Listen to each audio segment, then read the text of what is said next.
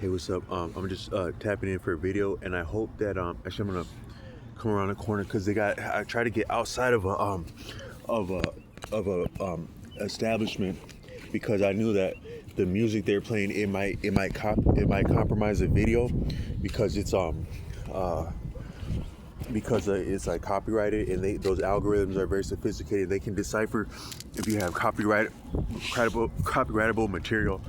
I'm saying that like somebody wouldn't know that watching this, but I think that they got it. Like, I actually don't enjoy music like when it's played like in different places, because it like when you're trying to like just a lot of times music that's they have like, so music that you choose track by track is on demand, and then there's another word for like streaming music, like when it's nonstop. But usually I think that there's something not cool about having music chosen for a person. It's really not, it's not enjoyable. But another thing I want to point out, you might hear that there's actual birds. You might hear a bird right now. So I'm making this video at near about the middle of the night. Like, so like the night's cool. Everybody enjoys the night. People like, there's nothing really outstanding about staying up late at night. Like like 9, 10, 11 o'clock, depending on your seasoning in life and what you've been through. Everybody can stay up once in a while, but you get it. There's a couple hours of the night, particularly between once you get to 2 a.m. you're that's the still of the night. Once you get to 3 a.m., that's like a little bit of a that you could almost say that's like I appreciate that. That's like almost like a black hole or a metamorphosis where the former day, what's appreciated as that day, has really according to Arthur Avalon, nighttime in itself is like a womb. It's actually like there, it's deep. So yeah, you fall asleep at night, but you actually don't appreciate what that means for the darkness to actually come over the earth, and what that means for the earth itself and as it exists. Because you could say that the actual earth exists differently as it's covered in darkness than in light, according to Arthur Avalon, and it represents an actual a metamorphosis and a sleeping. So that, like, I'm right now I'm next to a lodging of some kind, like a fancy expensive temporary accommodation, and you can imagine that maybe probably about 70 to 80% of the people in there are fast asleep right now. And then you'd have like a few attendants, and part of the building being secure or feeling secure is the fact that you'd have a few odd people awake, and then also you'd have people coming and going in the middle of the night, and that also offers a degree of safety because you have just have more awareness. But still, probably 70 to 80% of them are fast asleep, and as far as we know, there's far from yonder is yonder. And so, like, however so far away a person goes when they pass away, you could say they're about that far away. But then you take that in the entire vicinity, the entire region, the entire continent, the entire hemisphere of the earth, and or and then at that time, that amount of people, because we're all connected all the time, that amount of people completely asleep, oblivious to reality, that's significant. So it's such that the significance of light and day is more poignant or more profound than just that it's a little bit less visible at night. But also you can hear there's a bird squeaking over there. I've been hearing more night birds recently. In the past, I'd heard like night birds, nightingale, but I didn't appreciate that there had been so many night birds. And it might just be because I'm doing more like working at night, but although I have worked at night for a long time, and I didn't appreciate consciously then night singing of birds.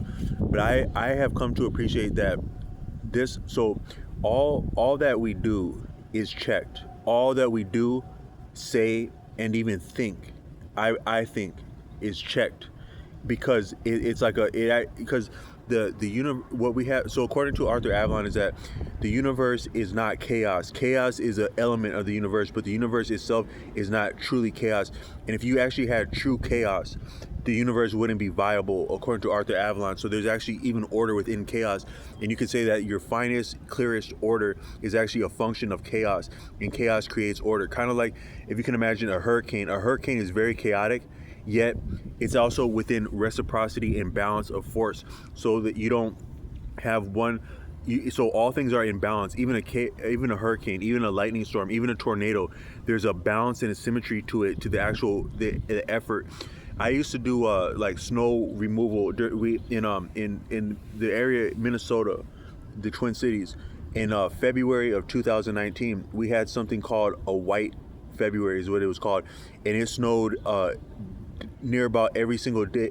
Heavy snowfall, downpouring many inches for many times in that month, almost near about daily. And at that time, I was working with a man who was on hospice, and it was known that he was going to be leaving us. And so, but I was he lived in a family home. It's kind of like some people would say that's a rough neighborhood, but he didn't appreciate that way because that's all he had known over decades, like since about the 30s, if not 40s, if not the 30s, he'd been in that same home, and then he inherited it. So it was something different to him than what someone would appreciate that area. But so that the home meant a lot to him, and taking care of it meant a lot to him, even as he was on hospice, and it was imminent that he would likely be leaving us because of a terminal chronic condition that he was appreciated as being diagnosed with. So that was clear to him, but he still felt a way about that home. And so I was working for a home healthcare agency, working for my family, and I had like a little bit of like discretion about because I would float. I actually helped keep that agency afloat because I would travel. I had a reliable transportation because of the graces of a family member. It didn't belong to me, but I had control. I had discretion of when I come and go with that vehicle, for the most part. And then I would travel to different residents throughout the Twin Cities as needed, but I also had discretion and say so about which roles I chose to assign. I chose because I didn't actually need those roles. People can sense when you need something and when you don't, and when you simply don't need something, it's a form of leverage that's conveyed on very subtle levels. So I didn't think that I needed some of the work, and actually I came to appreciate that my free time, my personal time, my time was actually more valuable than the job. I did need the job because I did need income to be viable, but I didn't actually need all of the work that they would have for me. And I appreciated that my own my discretion and my own the way I would spend my time is as valuable, if not more valuable, than the job, but I still did need the job. So that amounted to like a form of kind of like interplay of leverage between me and some of the management, all the way up to the owners, where it's like a little bit of give and take where we know you don't need the hours, but you need the job. So would you be willing to do this? Yeah, I might, but this and that. So I did try to do most of the work, but I was actually in school at that time. And so I had commitments, but that taught me a little bit about that got me towards thinking like an independent, like almost like an independent contractor, or like some type of like almost a little bit near about getting towards entrepreneurship, where you understand that you need to work well, but you have choice about how and when you work, and that you have this to do on this day, but it's up to you when you do it. Like for some, at first that'd be enough leeway for a person to do damage to themselves, as if there's an old distasteful adage that say enough rope for a person to hang themselves. That's actually what it might be like if a person is new to that way of existing. But you do have, all things are checked and reviewed in this life. So that taught me self-discipline, that experience, because I realized that I do have work to do, but I do get checked by that work. And that role, it was like these home healthcare agencies, it's technically state funding that they receive. So they might have like payment from an agency that from the county that pays for the services for the patients, the clients that are constituents of that county. But so therefore you don't always have someone in your face, but you could potentially have like you could potentially have serious attention on what you're doing, how well you're doing it, such as your work affects the welfare, the well-being of people who are considered vulnerable. And this society is so paternal that anything that has to do with vulnerable, anything, whether that's more so I would appreciate it as child and elderly, are what's appreciated as vulnerable. Just vulnerable for the sake of vulnerable is not necessarily significant, because like I've got into situations where I've been I needed support. I'm doing the best I can in life, and I don't need anyone to help me or show me anything.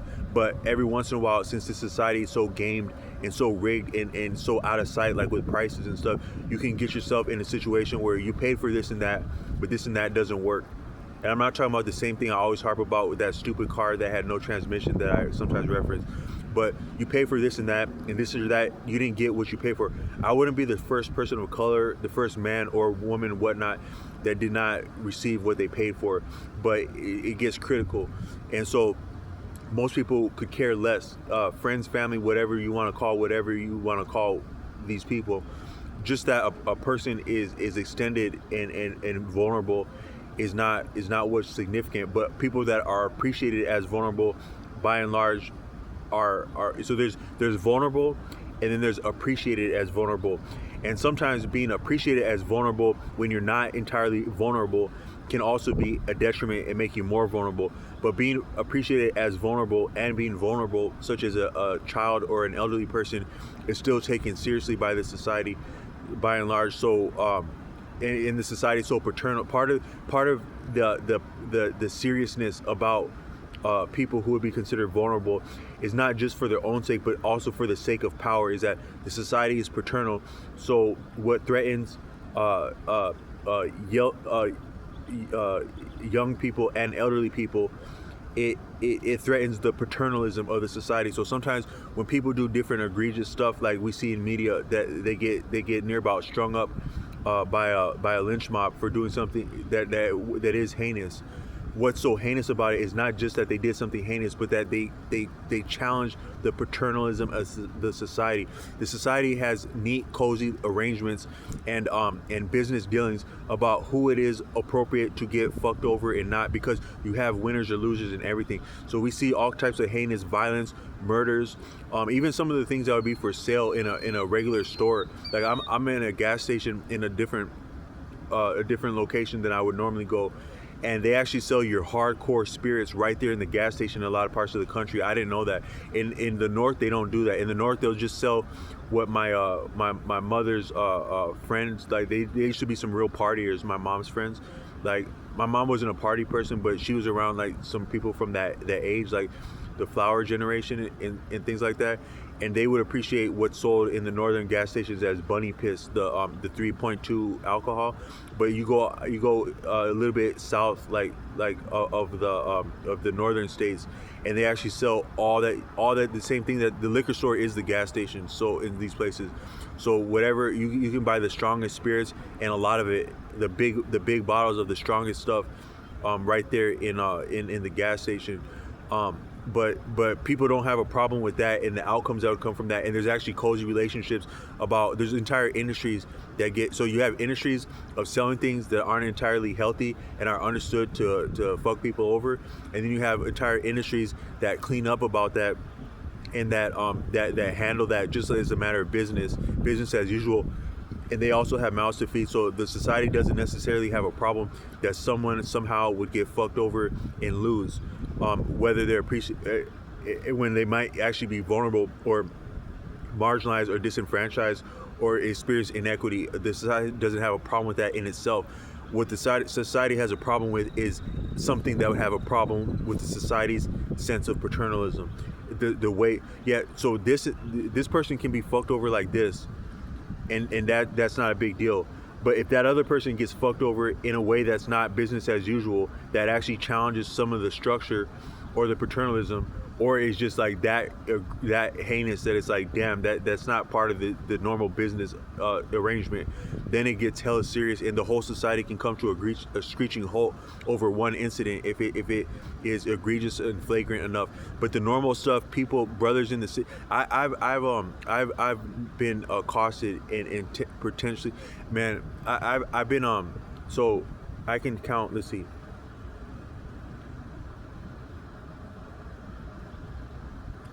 I can think of 10 situations that were hella serious and would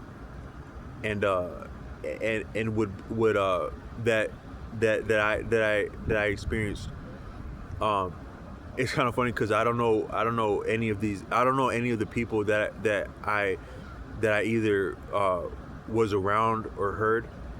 I don't know who the hell they are, but I can describe 10 serious situations that I've been within 5 meters of. What that sounds like at day and night, and people could give a fuck less. My own family, my own next of kin, direct kin, could give a fuck less. And then the ones that might care, it doesn't register what I just it doesn't register. So it's near about like the boy who cried wolf, as you actually did see a damn wolf. And so and some situations are not tenable. Tenable means manageable. Some are not improvable, some are not correctable, and some are also not survivable. It actually, the best thing to do for some things is walk away. And some things that we experience are an entire system. I don't mean like the system as in the matrix itself, but you can be in a vicinity, in a school, in a town, in a job, in a city, in a state, in a region, and with the interconnectedness of people in the first place. Like so if you get a virus going around, right, a bug, how fast and rapidly can that bug spread in dynamic ways that you can't even that would daunt the imagination how sophisticated that virus can travel. The same is true with social dynamics, where if a region is not for you, all the people you know or have anything to do with or even come across in that region can be no good for you. That's my experience. And so the only thing to do, so some things you have to cook, right? Like, so for certain virus, bacteria, impurities, whatnot, you have to cook it. That's the only thing you can do. You can also say that of toxic people and situations. It has to be cooked.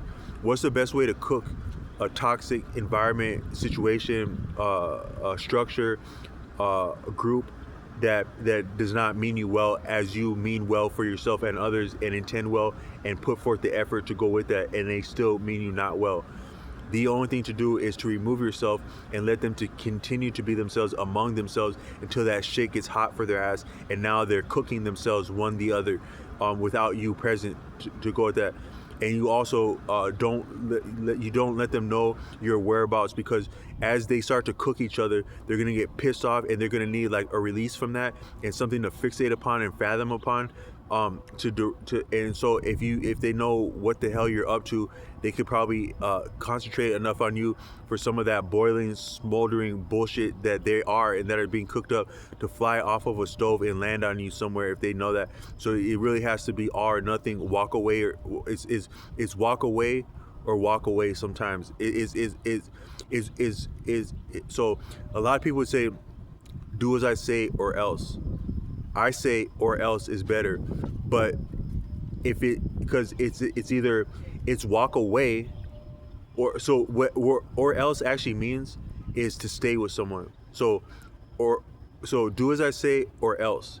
That means do what I say, or continue to be around me and not do what I say, and find out what that is. And that's worse than the imagination. There's no I think if you wanted to give someone I can think of like some horrible things that could be appreciated as hell. That's one thing that I can think of, horrible things that would be hell. One would just be, so you did something wicked, you don't get to sit around and have mean stuff done to you like you would think of hell. No, you have to work for things, even your punishment. So you just simply go on a treadmill until enough is enough, and then you stay on a treadmill that much longer after enough had already been enough. That's enough hell. But heaven would be the same thing, where you actually just put someone on a treadmill and make them run for the sake of life and the people that they love, and that might feel like heaven. But then if you wanted to go a higher tier of hell, you put someone where they're stuck listening to pop songs that suck.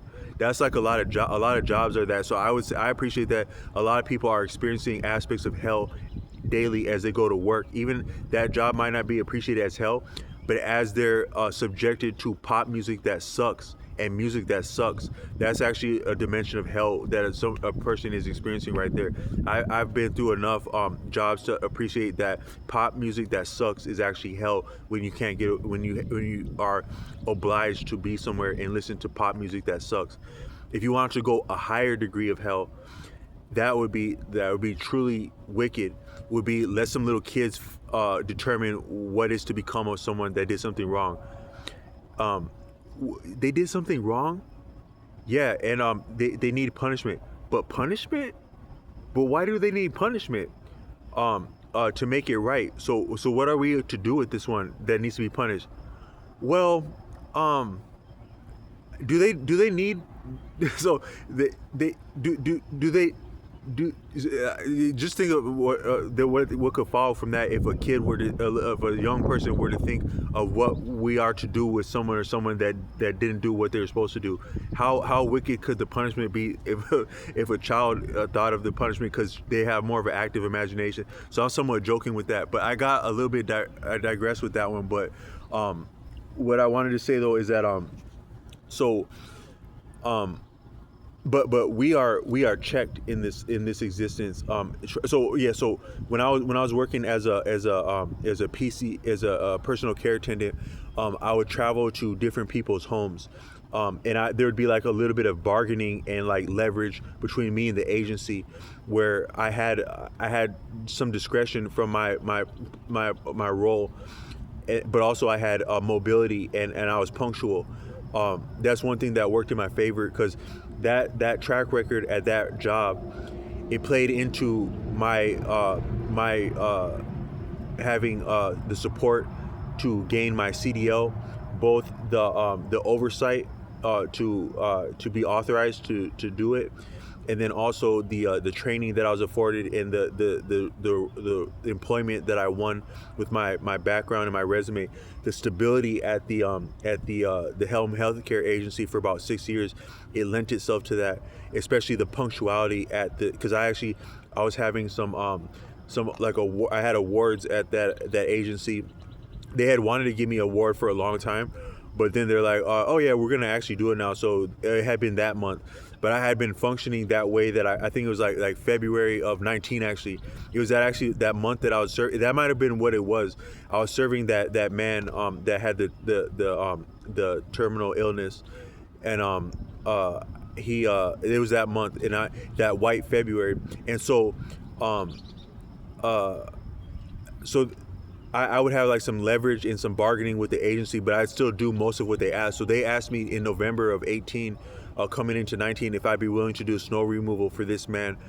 And I didn't want to do it. As they asked me that, I was sitting at home and it was snowing out, and I was enjoying not being in the snow, and having like some interesting coursework I was taking like music class online, and like maybe like having like some coffee, like because I've enjoyed coffee for a long time, and my family member would always give me the cool creamer. My family member is simply wonderful and is wonderful and has always been wonderful at all stages of my life. And back then she would always have the great I haven't been much of homesick, and I still wouldn't say I'm homesick in life, but that's one. Sometimes you get almost like reminiscent or sick for a time in your life that was stable or that was just meaningful. Probably more significant would be meaningful. And that she would have those awesome creamers, like she'd have like the candy cane cream. So I was going through a lot of hell back then, and also I was having some people I don't know potentially laying on my building, because for God knows what reason. But at least I was having like some employment where I could work at home, and then I was having some mobility with the vehicle, and then I was having my family, and I was reading cool books back then, and I was having my family member have this coffee with like, it would have like the candy cane creamer or like mocha creamer.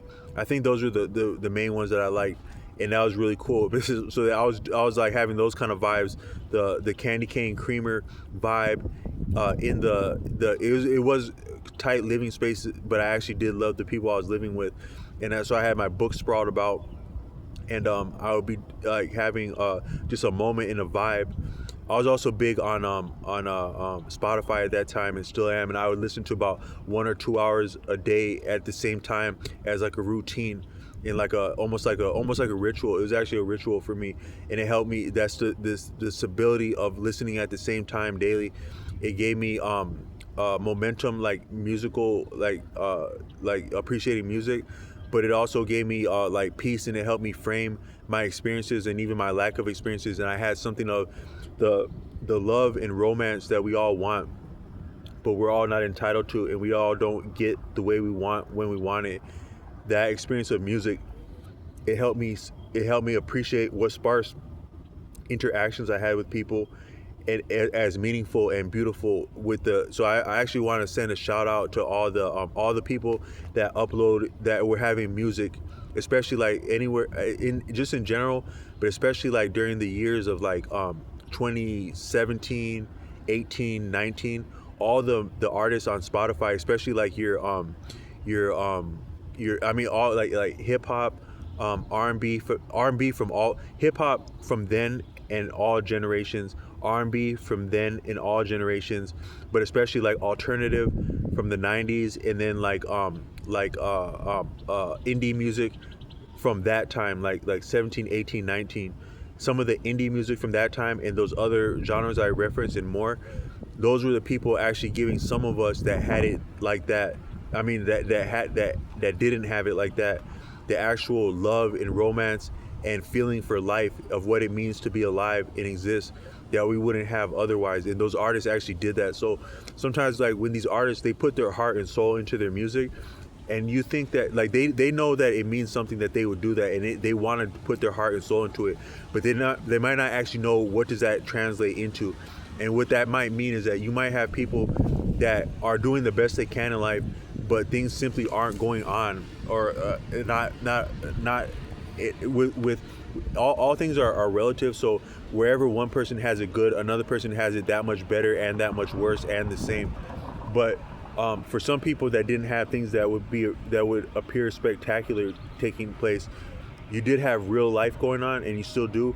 And the actual the love and the effort and the attention and the detail that these artists, and the soul that these artists put into their work, it translates into a little taste of the actual romance and experience of life that some don't otherwise experience that way. So I want to say shout out and just love to all artists.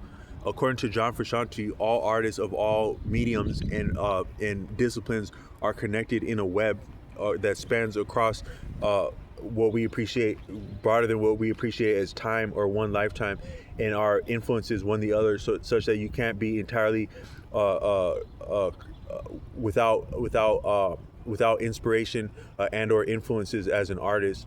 There'd have to be an influence somewhere, and that amounts to a web. But some of these people are actually putting their soul into their work, and it's coming across and being felt and created more soul in the people that engage with their work. So I just want to say thanks to all those artists, because shit would have sucked without that.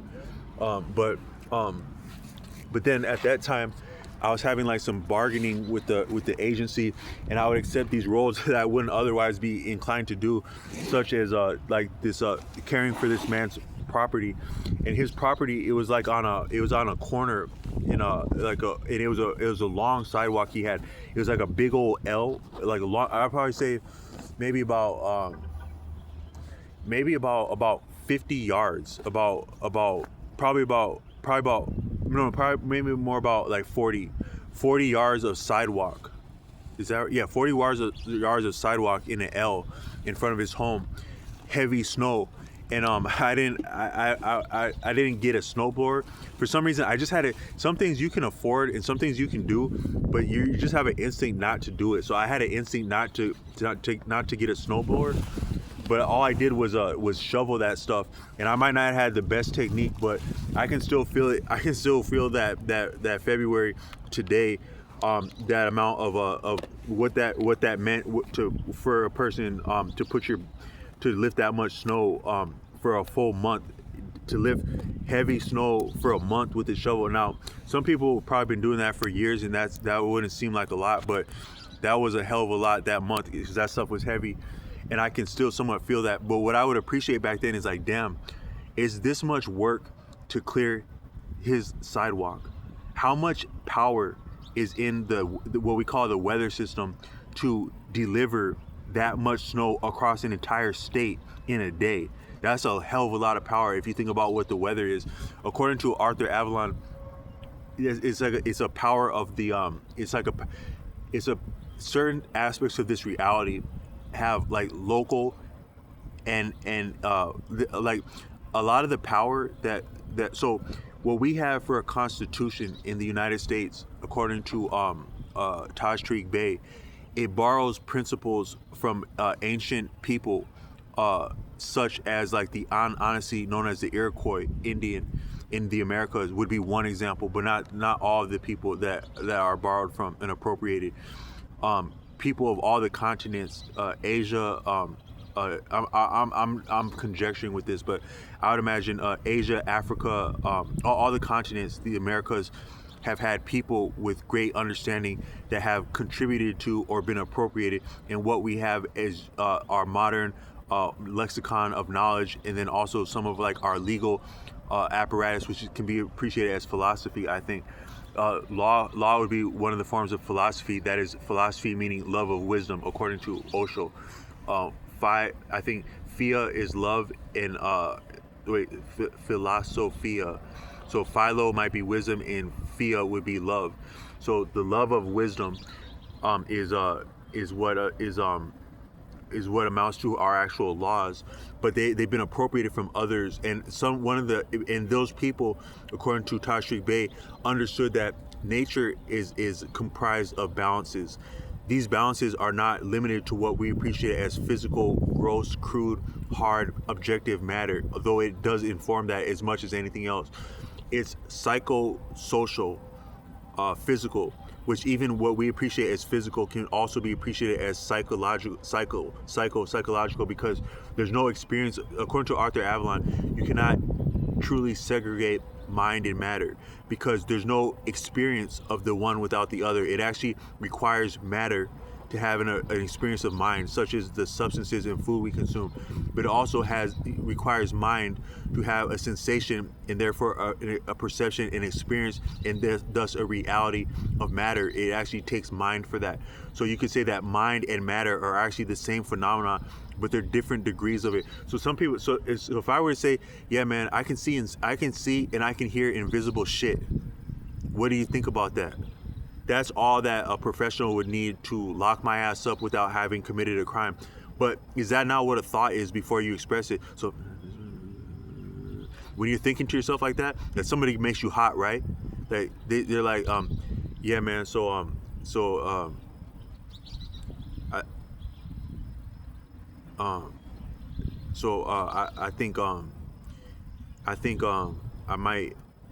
think I might be better than you at this one thing. I think I might be better than you at that. That's gonna make you feel a way, and you're gonna be thinking in your mind. But you're not necessarily saying outright exactly all that comes into your mind, but that would have to hit a nerve for someone to say like that. But you're thinking these thoughts, and you can enunciate them. And I said that according to Arthur Avalon, there's like at least three degrees of speech. There's overt, blunt, crude, express. So you can go all the way from shouting at the top of your lungs to thinking something, and all in between that. But it's actually still speech, and how strongly you feel about something. It also comes through your will, and what you appreciate as cause and effect and consequence, and then so how strong you feel about something through your sensation of cause and effect, that can be appreciated as reason. Your feeling and your reason, like that, combined to make what you express or don't express, but you actually are always expressing, whether you mean to or not. Whether you blurt something at the top of your lungs, or you sit furtive and like a monk, and you avoid speaking. Even to avoid speaking is still speaking. So we're actually always expressing all the time. But we have some discretion about what we appreciate as we are intending to communicate, but we're actually always communicating intentional and unintentional. But according to Arthur Avalon, Dang, I lost that. I lost that train of thought a little bit. Um, but uh, but the the but so oh yeah but actually thoughts actually are invisible, and you can think, you can speak, you can think a thought, like even if you just for you to construe a sentence in your mind before you get to enunciating it. Actually, speaking is a little bit of improvising, and when you're playing a musical instrument, you're always thinking a few notes or phrases beyond what you're actually playing in order to stay coherent and keep the actual speed of it, because the speed and timing of music is actually part is what the expression of music is. A note that's hold for a measure, 4 measures, a quarter measure, a half measure is not the same note based on the duration. Not similar with what we say, how long we hold our vowels and consonants, but also the how quickly we move from one to the other.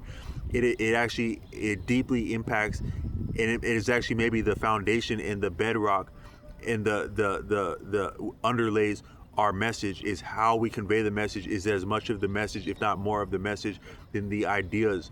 The so um uh um but so, and I want to point out that bird that's squeaking like that as I'm talking, because I had some that's actually what I wanted to start with this video. But so but as you're even talking, you're actually thinking a little bit ahead of what you're saying, and those thoughts are invisible to you and others, but you're aware of what you're thinking and you mean to say. So you can still say that you appreciate invisible impressions, very subtle immaterial impressions, even as you go to construe a sentence. um so um uh um um so that bird is very distracting, and I want to talk about that. And this is the dead of the night as I'm making this video, and you can hear how distracting that bird is in the dead of the night. um but so what I mean to say is that um matter and mind may be different ranges of the same phenomenon, and what that phenomenon is, I can't actually enunciate that, because that would be to enunciate what it is to exist, and I'm not any authority or say so on what is existence.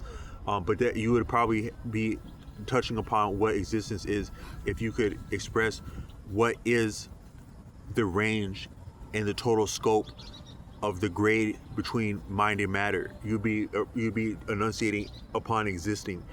But um, uh, so from that standpoint, all things are checked and calibrated, because if they were not, reality wouldn't be viable, according to Arthur Avalon. And even chaos is probably actually true chaos is order par excellence, and is not outside of order.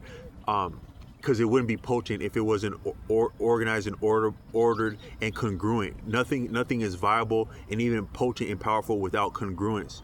And so sometimes if you see a hellified storm, that's actually beautiful because it's so congruent. It's that unpredictable and improvised and profound and capricious, yet it's also congruent, and it's within the balances of all that have gone on in a day. And you can maybe say all that have gone on in existence, all of the cause and effect that would play into the weather, no less. We've been having weather on this earth, it can be maybe appreciated for 4 billion years. For however many billion years the earth has been here, there have likely been weather patterns, and they've been changing as often as a person's mood, if not more often. The earth over has been changing like that. That much dynamic, that much activity, that much range, that much mood is what the weather is, billions upon billions of years. But so you could say any weather condition is actually a function and correlated to all the weather conditions and patterns that have existed, exist now, and will yet exist. If that's not the same moment, it's the same moment in my mind.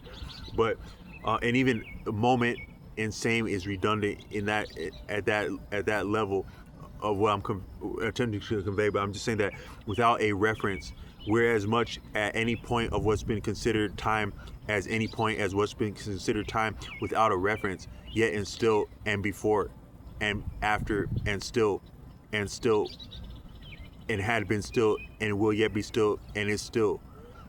but that much reciprocity and congruence is within whatever we would appreciate as a weather condition, because you can't take a present weather conditions outside of the context of all the weather conditions that had been present, are present, and will yet be present, because it's a ceaseless change of cause and effect that we are about and that we are.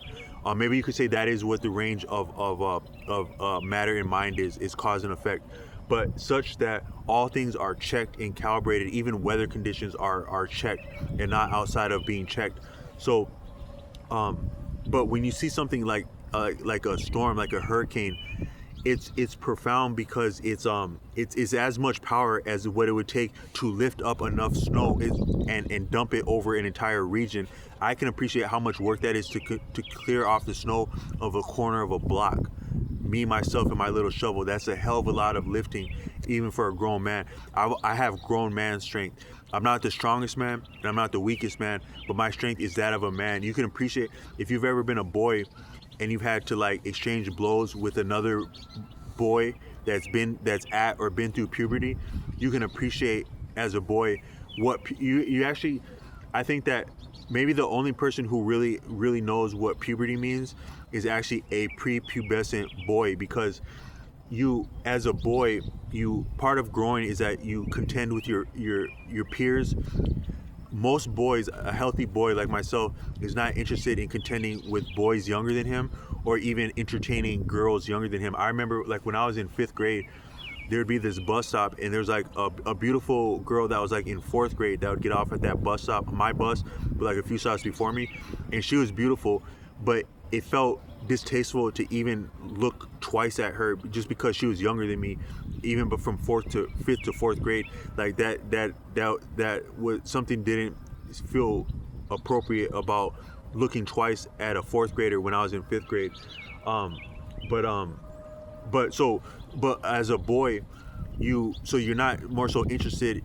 For me, I think would be a healthy boy, like, but when I'm prepubescent, like later elementary and early middle school, is that I'm not interested in contending or with boys that are younger than me for romantic interests or athletics, because like a real like, I had been an athlete when I was young. A real athlete, a fighter, a competitive child is not interested in competing with those that are of a lesser degree of development, because you actually play to your competition, and that can be felt by an athlete. So you actually get whacker, sloppier, lesser by playing against people that have not put in the same work that you have. And then when you play with people at your level, that's a little bit better. But what feels more natural and better as like an athlete and a boy is actually to play people that are beyond your level, both physically and like coordination and skill, because you come up to the level of your competition. So a child interested in sports can feel that instinctually, but still it's daunting as a young boy, prepubescent, to contend with boys who have actually experienced puberty. And then maybe boys who have experienced puberty, or men now, you sometimes can be jaded or not cognizant of your actual strength as a male who's transversed and undergone and is within puberty. Because you could say maybe we never go all the way past puberty. If we reach puberty, we're still in puberty, and so puberty doesn't actually stop. But it's a big difference, cognitive, socially, mentally, physically, to actually sustain and remain and abide and surpass what's called puberty.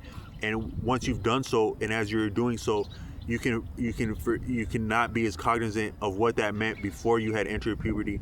But an actual a child, especially a child like a boy that would contend with other boys that are older in order to get stronger, because that's actually an instinct. Like, some of the obnoxiousness of younger siblings is just a human thing, that we actually have a natural human instinct to contend with people who are beyond us, because that's how we get to their level.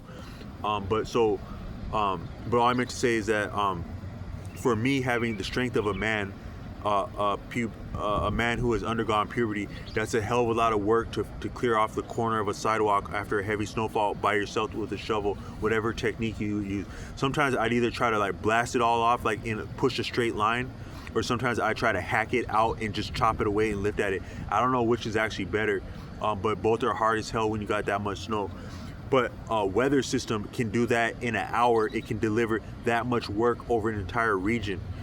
So you imagine a hurricane is about the same power, but it's also kind of beautiful, the symmetry of the hurricane and the order of it. It's almost like artistic. Like it's almost as artistic as a sunset is the actual force and the balance and the temper and the temperament and the tempering of the power of a adverse weather condition. It's very beautiful and it's masterful actually. But what I meant to say is that all the things that we do, psycho, social, mental, physical, are checked by different calibration that can be appreciated as the atmosphere. And I think that actually when we hear birds, the birds are actually nodes of the atmosphere. And what I was going for Arthur Avalon before is that according to Arthur Avalon, and then we as conscious agents, like that is sentience, there's all different beyond what can be appreciated as the word infinite, because we're relative beings appreciating in what's beyond relativity. When we say a word like infinite, is that there's all different manners and locus that's like centers of consciousness that are both within a species, but then beyond species, and even like from plant, mineral. There's all different tiers of consciousness, and but they can be appreciated according to Arthur Avalon as being composed of self-interest, big-heartedness, and motility or inclination to move about and serve. Self-interest or big-heartedness. The self-interest is attributed to like an animalistic. A lot of animals, the characteristic of animals is that they're self-interested by and large, and they don't flinch or make bones about or be bashful about being self-interested, such as to not engage you if you don't serve their interests, or just animals are very comfortable with being self-interested. We might have actually been the same way before we had the inculcation and some of the barrage of being civilized in these school systems in society. Whether you think that works for us or for the interests of human beings, personally or broadly, is yours. But we might have been more self-interested like the animals. But according to Arthur Avalon, is that you can have, just like you can make, so you only have like 7 notes in music in the Western scale, but you can, or is it 12? 7 notes. So you have A, B, C, D, E, F, G, with A, B, C, D, E, F, G, 7 notes. But then you also have your accidentals, which are like your half notes and your flats and your sharps. And then you have five of those on the keyboard. So on the keyboard in the octave, the full range of notes before they repeat again is A, B, C, D, E, F, G. That's 7, and then 5 accidentals. That is 5 black keys. The pair of 2, and then the triple black keys. And they can be what's called enharmonic, where is that like an A sharp in so if you go from the note A, the black note next to it is a sharp if you go up, but the note next to it also up, the white note, the B, if you go down to the black note, that's called a flat. That's a B flat, but it's the same note, but it can be spelled that is like called differently. That'd be enharmonic. But then but you have actually appreciably 12 sounds within the range of an octave that our Western music is based on a scale, which is a pattern of whole and half notes. And so that's what the piano is based on, but also our Western instruments that correspond and harmonize with the piano and are built with the scheme of the piano have that same layout. Generally speaking, that's whether it's a fretted instrument, a wind instrument, or a string instrument. I think a piano is actually a string instrument. It's not piano's not fretted like a guitar, but I think it's still a string instrument. You have 12 sounds that it makes before it repeats. Dang, I got a little bit on a tangent with that, but Arthur Avalon was saying that so I was saying that, but you can make almost all kinds of sophisticated music within. So what we're calling music generally speaking, objectively speaking, is melody, harmony, and rhythm. So like melody is like the changes in note length, uh, the repetition, or then the scaling up or down or repeating of a note, and then also the length that it's sustained, how long it's played for. Those constitute melody. Then harmony would be like playing one or more notes for, and then the resonance and the assonance, that's like the agreeableness, and the dissonance, and then the combination of those two, that's the pleasantness, is like the consonance. That is what's appreciated as harmony. And I think technically speaking, even one note can still be appreciated as harmony. So um, melody would be like multiple, like linear, like somewhat linear, linear harmony is what linear harmony is what melody is. And then when you have two, or maybe if you have a sophisticated single melody, or maybe two or more melodies that play at the same time, that's called counterpoint, but that's still melody. But then harmony is like chords. And I read a book about chords for guitar that says that you can play a lot of cool stuff on guitar, but people are not really compelled. This is a book called Chord Theory about guitar. I'll put it in the description. It's a great book. It says that you're not really compelling people until harmony is at play, that is, chords are at play. That the guitar can be appreciated at its best when chords are being utilized. But then beyond that, you have rhythm, which would be like, and rhythm can also be like one sound, which even a percussive sound, like a drum sounding, is still actually a form of harmony, because it can be, the drum sound can be put into like a tonal range where it would register just like an actual note that was plucked from an instrument. A percussive sound or value can be appreciated as a note also, but it's another form of music, the melody, harmony, and rhythm, and they interplay. But the actual sophistication of how many ways you can mix that up and rearrange that, it boggles the imagination and surpasses it informs and boggles and maybe surpasses, or near about surpasses, the imagination, what you can do with that. But then also in beings, according to Arthur Avalon, is that you have the animalistic, the self-interest, that's called tamasic. Then you have the big-heartedness, that's the appreciation of self in others, or others as self, or others as valuable at a cost to self, or the appreciation of the interests of others and ourself in a truly redeeming and enlightening way, is sattva. And so you have words like bodhisattva that some people might be familiar with. I'm not. I don't know if bodhi means soul, but I've looked at the works of Arthur Avalon, convey a understanding of a lot of Sanskrit terms that can be appreciated almost as a nomenclature for spiritual experiences and ideas that are part of the human experience, that are manageable if you have a grasp, a command of some of the Sanskrit. But that sattva, you have like bodhisattva, it's that word sattva appears a lot in words that are informed by Sanskrit, or different traditions that are not part of India, that have also been influenced by India, like Buddhism. I think that Buddhism, it may have came from India, but India is not necessarily the seat of all of the practicing of Buddhism. So so I think Buddhism has been prevalent in different parts of Asia, but it's also influenced by Sanskrit, according to Arthur Avalon, such as like words like similar to sattva, or what's referred to as bodhisattva, would appear in Buddhism, and different practices of India, which I think Buddhism is probably also practiced in India. But then you have rahasic, which is like motion for the sake of motion.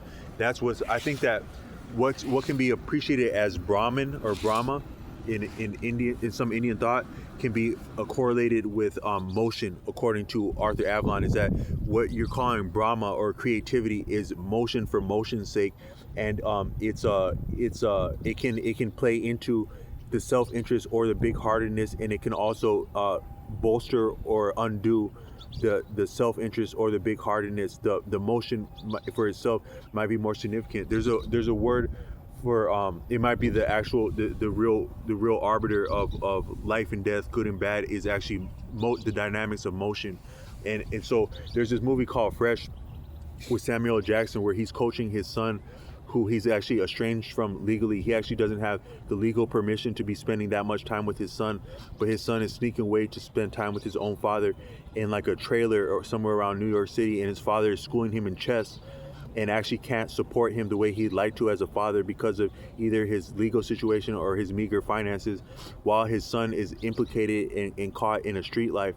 And his son is employing some of these lessons that he's teaching about chess in real time, in real life, to get over on different heinous and egregious adult figures in the movies that would actually put a child in danger, like they are having him sell drugs in that movie. But at one point, his dad was like talking about these people that he plays chess with in the clock. He's like, yeah, man, they can do all this stuff. But he's talking about, I think he was talking about like some famous chess players. I won't name drop those chess players because they're some true masters, and you can't be calling out masters if for the sake of it, even if you're referencing a film. But he was calling out some of these masters that would have been famous by the time of the 90s, not necessarily in the 90s, but by the 90s when that film is set. He's like, yeah, but you put the clock on them, man, and I'll chew them up, man. I'll chew them up. You put that clock on, because I think there's this thing in chess where you have like a clock. It's like da da da da da da da da. And so like the demand of the clock, it plays into the decision making in a very challenging way. And that motif of that film, of him playing chess under the clock, or even making those statements about some of the great masters that couldn't hold their own in the parks of New York with him if there had been a clock on them, that actually informed a lot of my life. And that's some of how I appreciate challenge and conflict in critical situations, is that your ass is on the clock now, and you have to get comfortable having your ass on the clock to handle difficult situations where you don't have a lot of leeway to hesitate or to consider or ponder or doubt or take the optimal approach. You simply have to get by with what works within a much opportunity as you have to employ something. And so that informed me a lot. But so that motion is very important. And then the sattva is associated with a deity named Vishnu. And then the self-interest is associated with, I'm a little bit not as certain on this last statement, but I think that the self-interest or the tamasic, it might be associated with what's called Shiva, or Raudra. I think Raudra, I'm not Shiva. I think Shiva can actually be like a lord of all those, even like the motion, the self-interest, and the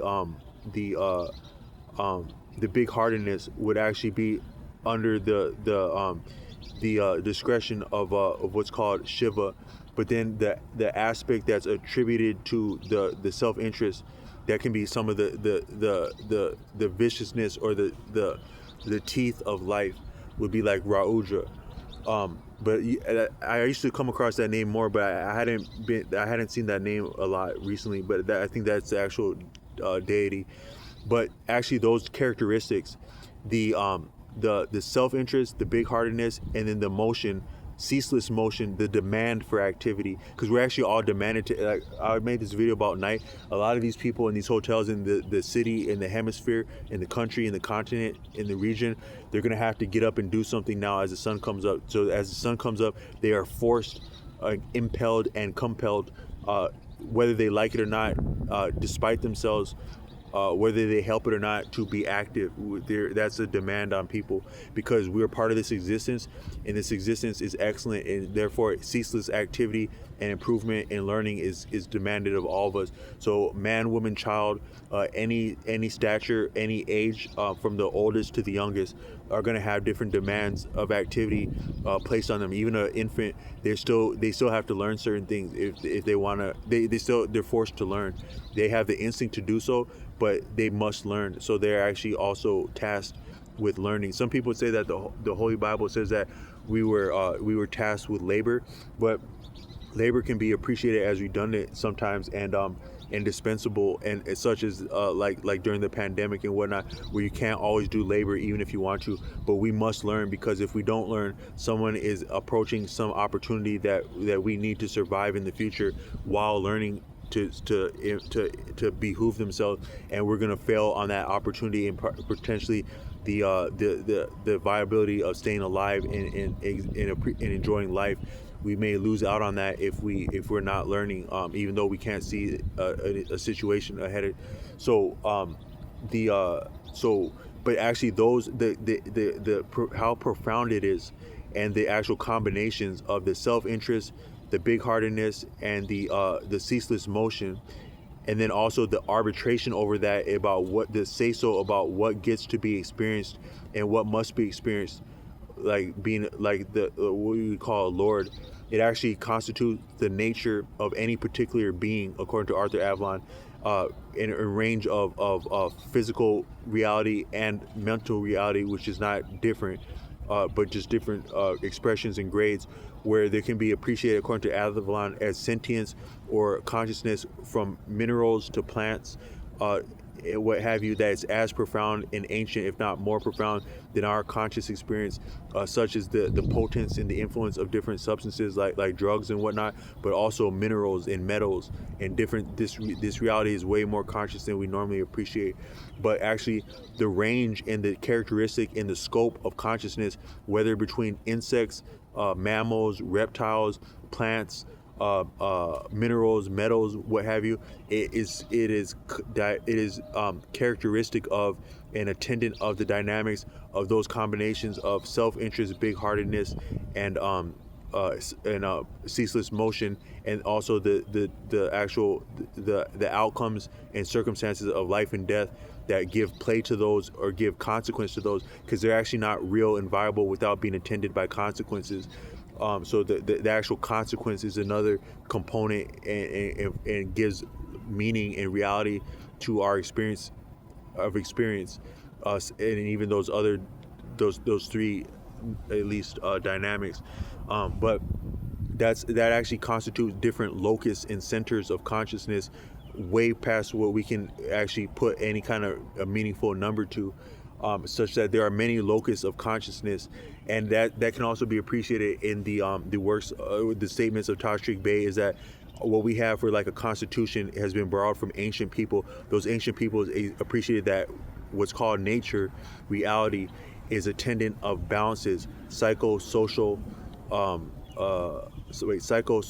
physical forces, and they're calibrated and checked, so that our actual dealings and goings on with one another, our statements, our thoughts, our activities, our collaborations, our alliances, our defiances, all that, it has implications and impact on an environment, and therefore it is also checked by that environment.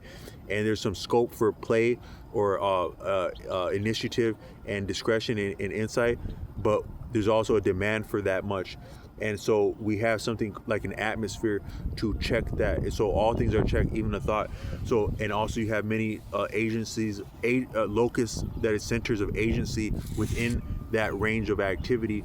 And that amounts to like an atmosphere, like a psychosocial, physical atmosphere. And you could say that we're all nodes, and we actually all play into that, but we do so according to our station and strong suits. So these birds, I think they actually are a check on the things that we think, do, and say. And so I think that in this according to Arthur Avalon, we have as many things exist in the universe, or as many things are as influencing us at any point of time, and are actually therefore somewhat perceptible to us on some range, some level, probably largely more so unconscious, subconscious, and or superconscious, or maybe something lesser if there's something less.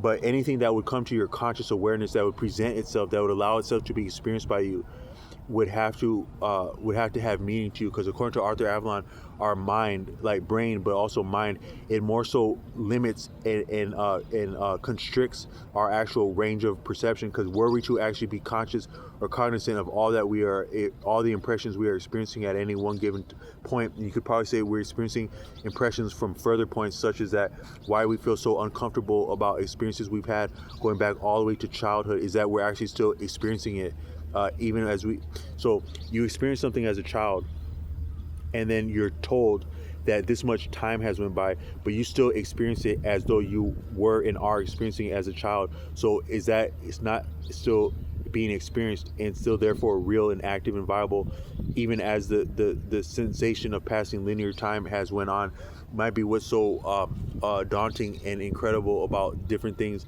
that don't sit well with us that we've experienced. But all the things are always being checked. And so we play into this atmosphere, the psychosocial atmosphere, and anything that would present itself to your conscious awareness and has bypassed or surmounted the actual constriction of your mind, blocking things and giving you a sensation of reality that you can cope with, would have to be meaningful. So sometimes if I'm talking like this, that bird is actually snatching ideas away as much as I would say it doesn't. It's been chirping like that this long as I've been making this video. Now, it's not necessarily singing or talking to itself. If you can be heard if you can hear a bird, on some level that bird meant itself to be heard by you, whether it did so unconsciously, subconsciously, or consciously, and all of that in any degree and combination of that. It is still existing in some way and expressing it some way such that you are clearly receiving that. So I think that birds actually are here to distract us from certain things, or to bring things into balance. Is what they really balance things a lot. And that might be what's more agreeable about daytime, or what feels safe about daytime, is that birds are active during the daytime, balancing, checking things with their influence. But you can see it can be the same at night. As I've now made this video for about an hour in the off dead hours of the night, and that bird has been squawking incessantly as I've been making this video to prove my point, is that they actually affect anything that would have a significant bearing on the psychosocial physical forces that we are about, are checked and calibrated and play into the actual destiny. And destiny is a little bit arbitrary because it sounds decided for. I think our experiences are imminent. They are at play, and they are en route. But we actually have the discretion to choose how and when we experience certain things. And so therefore, but that's also not, there's no freedom without responsibility, and there's no freedom without calibration. So even as we are free to choose to say and do and think things, we're still yet daunted and confronted by different balancing apparatus that may not that may not always be favorable. So that bird, anything that you would do that's getting ready to affect yourself and or others in a significant way, will draw different degrees of calibration that is atmosphere. And so I've been affecting the atmosphere with the type of things that I'm thinking and then saying and conveying in this video. I'm actually affecting the local atmosphere. That bird that's perched up on a light in the middle of the night and is squawking with me that this long as I've been making a video, is part of the atmosphere, is responding to the atmosphere, is checking the atmosphere. That's what it's here to do, I think. So that's an example. So sometimes I think when say you're on the road, right, and you go up down a hill and then you gun it, you're having a little bit of fun with what you're driving. You drive a little bit faster than you normally would, or you just drive in a certain way that's more potent than you normally would. And then a bird flies in front of you. You didn't see where the hell that bird came from, but it just flew in front of you. Or you're thinking something.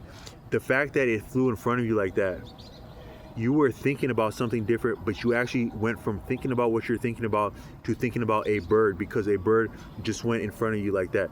It may have, you can appreciate that it just stole a thought right out of your mind because it made you think about a bird when you could give a fuck less about a bird at that particular point in time. You weren't looking for a bird, but a bird just came in front of you. It made you think about a bird, because how could you think about anything else if a bird actually just did fly in front of you while you were trying to think of something or say something or do something that had nothing to do with birds? So they actually are very distracting all the time, and they're part of the atmosphere, and they're in the atmosphere. I think it checks psychosocial reality such that things can stay viable. But it's not always necessarily favorable, but it is necessary. So that's a little bit of what I wanted to come with. But the real premise of why I started this video was a little bit different, and is that it's a little bit of a more topical conversation, but it still has meaning and bearing.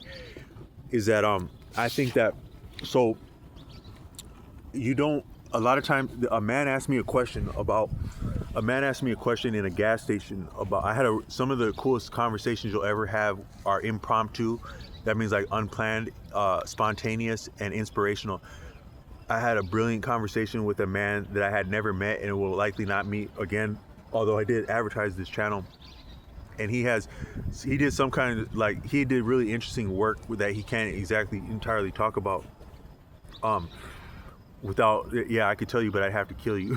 He was actually that type of person where he would probably know some things or tell me some things that I'd be a liability if he actually told me stuff. And I had enough forethought that I wasn't trying to be told about nothing that would be a liability to me. I don't want to know about nothing that's a liability to know about.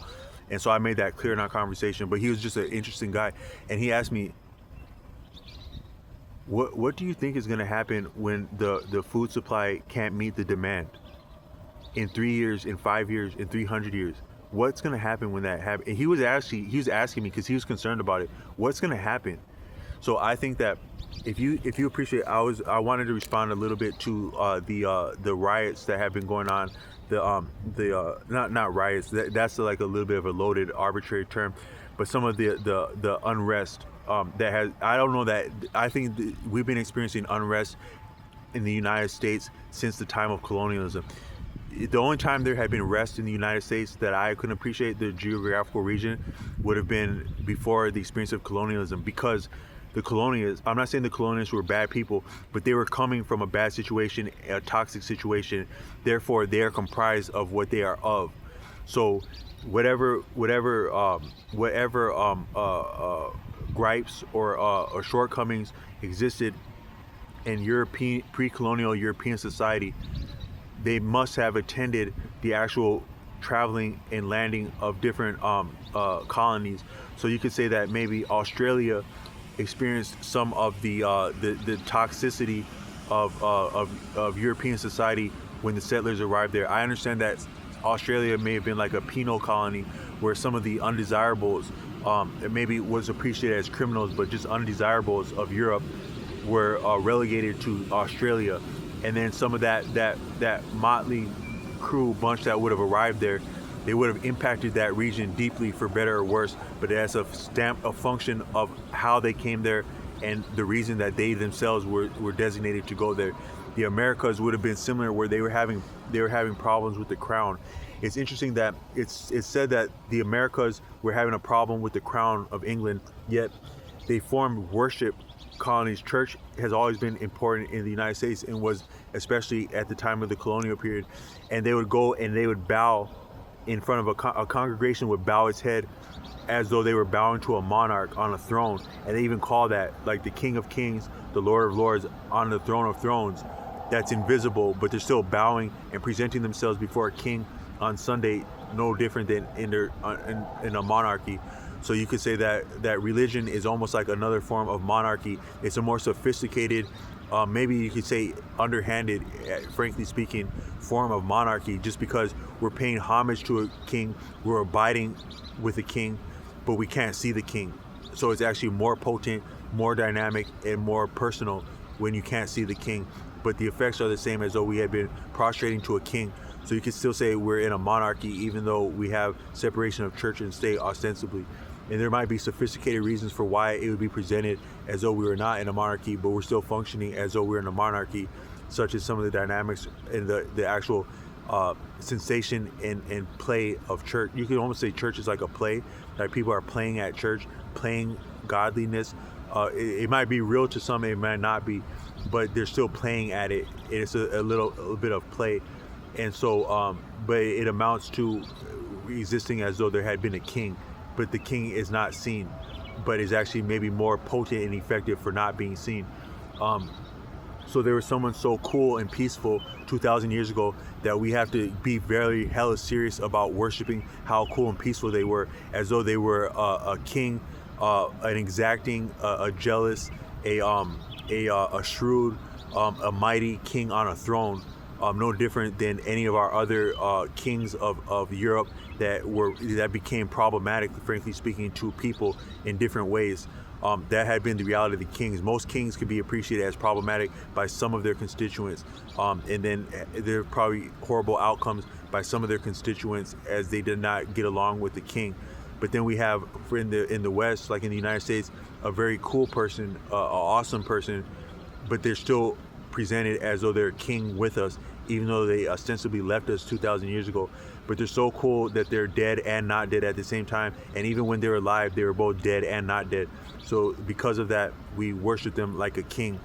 But it can be like a monarchy. But I would say that the only time that the United States may have had rest, peace, would have been before that type of stuff was going on. It would have been it was called the Indigenous Native Americans. Pre-colonial would be the only peace and rest in the United States geographical region of the U.S. soil, to my taste, for 400 years and counting, had not been rest. But it's appreciated now that there's unrest currently, topically, in the United States around issues of immigration and protests around immigration. And I want to say that there might be some things that are telling about that, especially as that man 3 months ago, about 2 months ago, he asked me in a gas station, what do you think is going to happen when the food supply cannot meet the demands? Now, people don't understand how important food is. Like not just food is important as a commodity, first and foremost, beyond its actual viability as sustaining life and sustenance and nutrition. As a commodity in the first place, food is important because food is actually probably the most reliable and potent commodity that there is, because people can do without most things if they had to for a period, but not food, or at least they don't think they can get by without food. So both the reality of the necessity of food, as a person will perish without food for enough time, but also the imminent necessity for sustenance, nutrition, but also the idea that we need to eat. The reliability of a consumer base that thinks that it needs to eat the way it's been eating is also significant as a form of value and commodity, a guarantee on a commodity. So food as a commodity is a part of, but also supersedes its importance as a nutritional value. The fact that food is a commodity, but both the shortcoming in its own shortcomings, all things have shortcomings.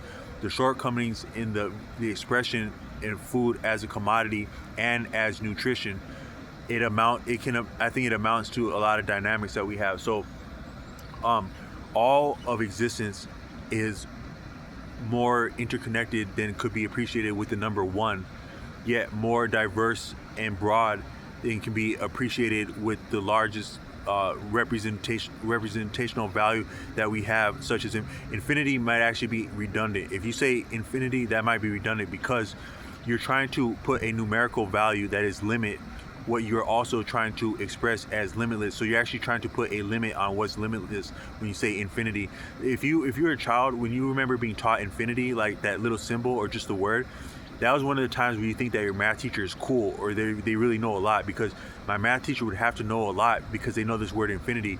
And it's actually, this word infinity is so broad and so cool and so big that it's actually almost cooler than this math book that it's in, that we're learning about, because whatever the greatest math is, it would probably be like beyond, it would be like a part of infinity or beyond this book that they're giving us. So there's actually a little bit of gray area and ambivalence and redundancy around that word infinity as it's presented for the first time, I think, in school.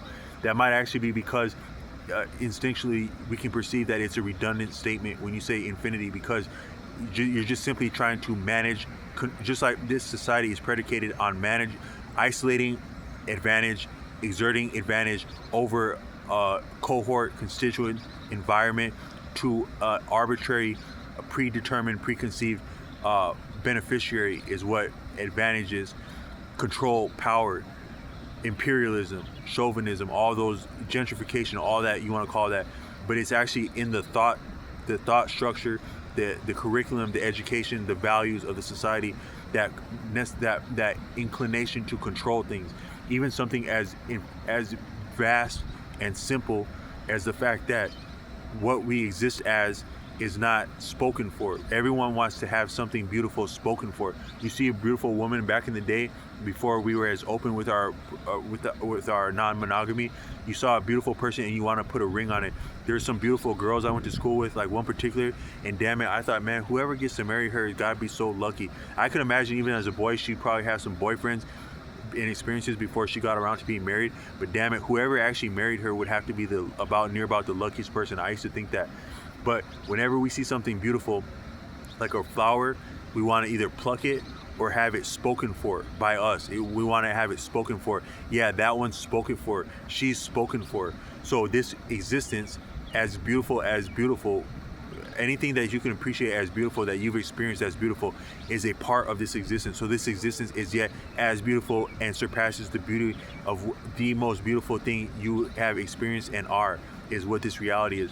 But so when we try to say infinity, we're trying to put a numerical value that is defined, that is limit what you are trying to express as limitless. So that's an oxymoron, I think, in one word, would be infinity, and redundancy, and grounds for misunderstanding in both connotative and denotative statements. And I think that's a little bit of a connotative and a denotative statement in one, is infinity, because you're connoting a reality that's very vast, and probably more vast than you can appreciate or can be appreciated, simply because it's open to, it's not spoken for, because it's not entirely done or even started. But then it's also denotative, because you're putting that symbol infinity. It is a little bit of connotation, because what the hell are you talking about? It's a little bit metaphorical. You're implying something, imbuing it with meaning that's not clear to you or who you're expressing to. But it is also denotative in that we know what it is intending to mean when we see that symbol infinity. But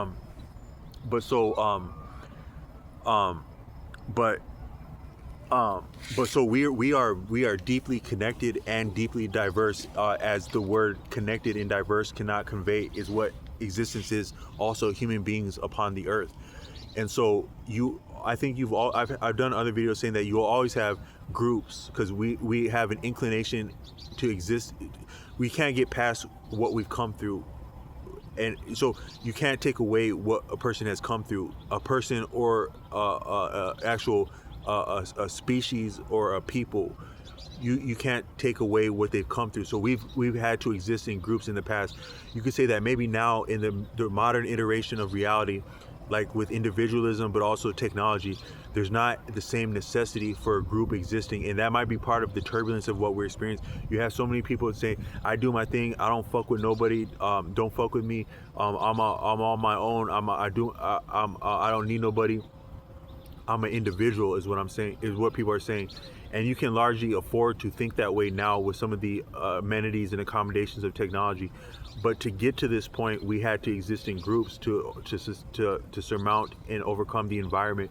And even what we have that allows us to think ourselves as individuals and exist as individuals with some degree of discretion over our goings on, it actually was fashioned by groups. Like, I think you had like the combination of the state schools, like the state colleges, or just colleges that receive state funding in the terms of like financial aid, and different accommodations, like maybe tax accommodations that would be afforded to a public state college and or private.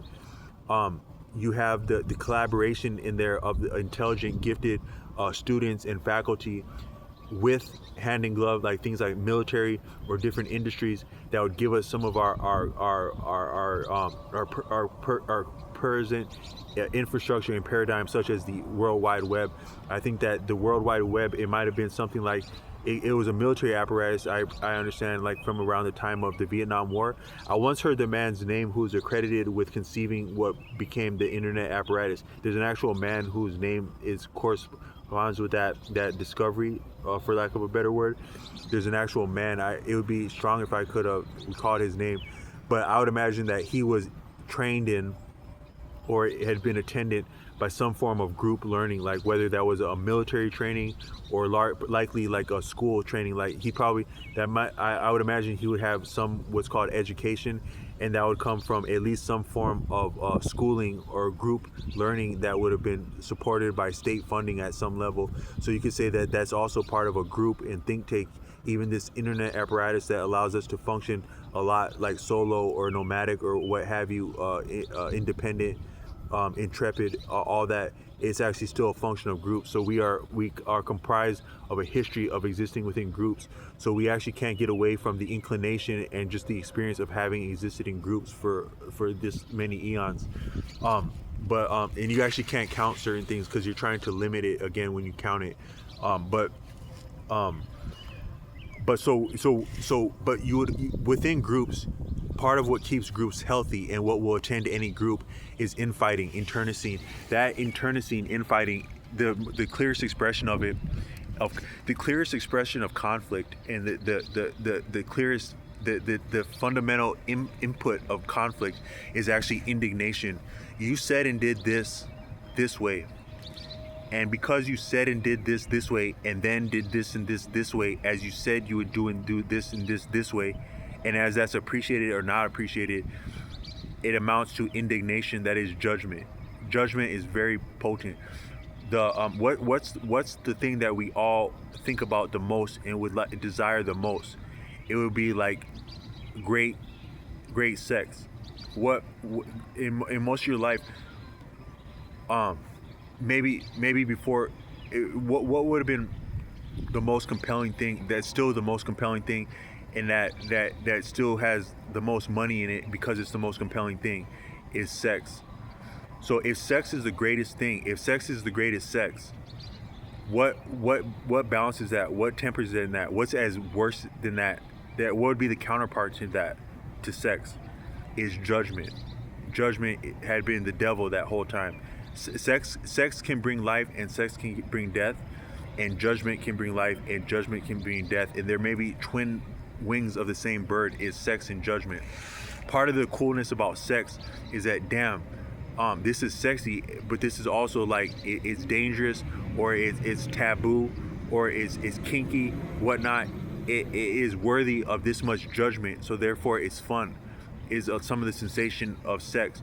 But that sex and judgment, you cannot, some things you can't entirely take, you can't have one without the other, and nor can you isolate and segregate them ultimately. And sex and judgment might be like that. In the past, that's probably all things that have to be tempered. So that might be what tempered a lot of human goings on, had been the judgment that comes with sex. Judgment from family and a community, as that serves a person and as that doesn't.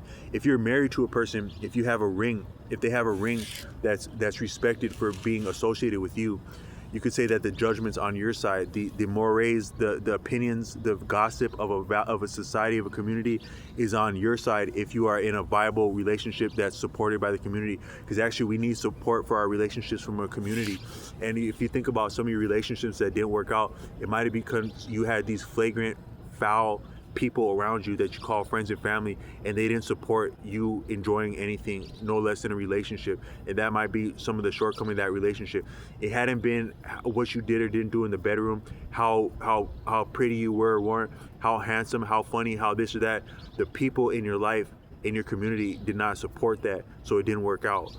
But if it does work out and you're respected as a couple, or you have like symbols, but you're just simply respected as for being and as a couple, you have the judgment on your side. But you could likely say that in human goings on, there has always been different, it's an instinct as humans to judge one another, especially as sexual matters are concerned. But according to Osho, in the past you had consequences that would attend sexual activity, in the form of pregnancy and approbation, or like reproof, or like judgment of a community. And that could have been more wicked than wicked, more brutal than brutal. Back in the day, if you were adopted, like my mother she's helped people find out who their family was at different times, or she's been in the type of work that can help people find out who their family was. In the past, if you were adopted, like before, it might have been even until recent decades, if someone put a child up for adoption, that child did not have the legal right to find out who put them up for adoption, because that's how bad judgment was in the past. That's how much parents, mothers, fathers that had a child that they could not support, or that they thought they could not support, that's how bad the backlash and judgment could have and would have been if the people in their life knew that they had a child. That's serious, man. Like, it's so serious. The judgment about sex, about child rearing that's not appreciated by a community is so serious and treacherous and heavy and deadly and painful that you can't even let a child know when that child. So say that child was born in 1950, and in the year 2025, it just always, they just always want to know, man, who was my parents? Like, who are my parents? Man, the judgment was so bad in the 50s that your parents are no longer with us, and the little stupid people that would have been judging them are no longer with us either. But we can't actually let you know who they were, because it had been that bad back then that we have to protect your parents who are no longer with us from you knowing who they are, and potentially making someone aware that was not even thought of at that time, but might be a part of the society that comes from that time, or related to some other stupid people that might have passed judgment on your parents in the past. Heaven forbid that would happen against your parents who are no longer with us. We got to protect your parents who are no longer with us from their own identity, from you knowing them, because that's how serious the judgment was back then. That's wicked shit, man. But but during the sexual revolution, according to Osho, the sexual revolution refers to birth control in the area of the 50s. People can't appreciate how much birth control changed society values, but also reality, because therefore with sexual revolution, sexual activity can be proliferated and liberated to a degree, because you still can't get outside of judgment and consequence entirely, because you would have got outside the universe at that point. But there's still consequences, social, physical, health, family creation, the lack thereof of all those things. There's still consequences with sexual activity, because there's no action without consequence.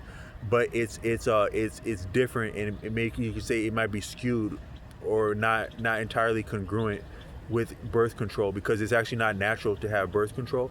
It's natural to have the instincts to come together and make love. That's natural. The consequences of making love, judgment, create birth of children, and also even imminent and untreatable disease, that's actually a part of nature, and that's this actual function of the enjoyment and the experience of lovemaking, of intimacy, contact. The actual consequences are part of the experience and cannot be taken outside the experience. But with birth control, contraception, it's mitigated and it's suspended, such that a person can enjoy like lovemaking and consecrating sex without some of the same imminent and direct and immediate consequences. Though there are imminent and consequences, but not necessarily direct and expedient as they had been, such that it changes the entire dynamic of a people, of a society, of the earth, because you can engage in that activity and the fun, but also the social dynamics and arrangements that would be attendant by promiscuity, or just enjoying life and sex without the same consequences. It changes what it means to have sex, such that to some people sex doesn't mean as much as it did in the past, or it doesn't mean the same way it did in the past, that it can.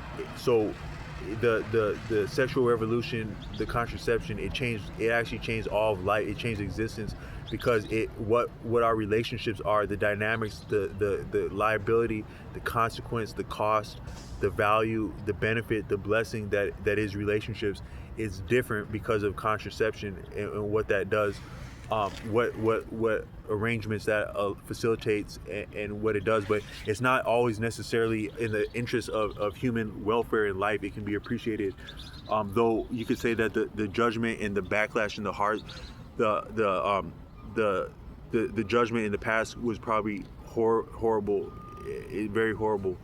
But you give one thing, you take another. You take one thing, you give. So it's just change, you know.